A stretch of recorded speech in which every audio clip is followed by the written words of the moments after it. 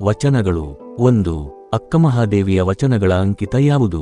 ಉತ್ತರ: ಅಕ್ಕಮಹಾದೇವಿಯ ವಚನಗಳ ಅಂಕಿತ ಚೆನ್ನಮಲ್ಲಿಕಾರ್ಜುನ. 2. ಅಕ್ಕಮಹಾದೇವಿಯು ಯಾವುದನ್ನು ಹಾನಿ ಎಂದಿದ್ದಾಳೆ?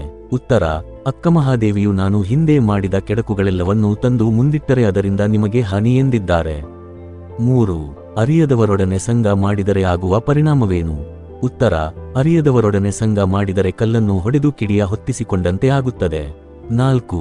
ಭಗವಂತನಲ್ಲಿ ಶರಣಾಗುವ ಭಾವ ಅಕ್ಕಮಹಾದೇವಿಯ ವಚನದಲ್ಲಿ ಹೇಗೆ ವ್ಯಕ್ತಗೊಂಡಿದೆ? ಉತ್ತರ: ಚಂದನವನ್ನು ಕಡಿದು ಕೊರೆದು ತೇದೊಡೆ ಅದು ನೊಂದೆನೆಂದು ಸುಗಂಧವನ್ನು ಬಿಡುವುದಿಲ್ಲ. ಚಿನ್ನವನ್ನು ಕಡಿದು ತಿಕ್ಕಿದರೂ ಅದು ಹೊಳಪನ್ನು ಕಳೆದುಕೊಳ್ಳುವುದಿಲ್ಲ.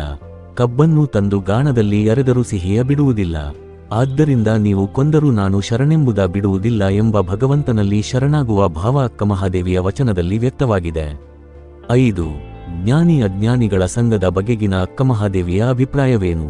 ಉತ್ತರ: ಅರಿಯದವರೊಡನೆ ಸಂಗ ಮಾಡಿದರೆ ಕಲ್ಲನ್ನು ಹೊಡೆದು ಕಿಡಿಯ ಹೊತ್ತಿಸಿಕೊಂಡಂತೆ, ಬಲ್ಲವರೊಂದಿಗೆ ಸ್ನೇಹವ ಮಾಡಿದರೆ ಮೊಸರು ಕಡೆದು ಬೆಣ್ಣೆಯ ತೆಗೆದುಕೊಂಡಂತೆ, ಶರಣರ ಸಂಗವ ಮಾಡಿದರೆ ಕರ್ಪೂರದ ಗಿರಿಯನು ಕೊಂಬಂತೆ ಎಂಬುದು ಅಕ್ಕಮಹಾದೇವಿಯ ಅಭಿಪ್ರಾಯ.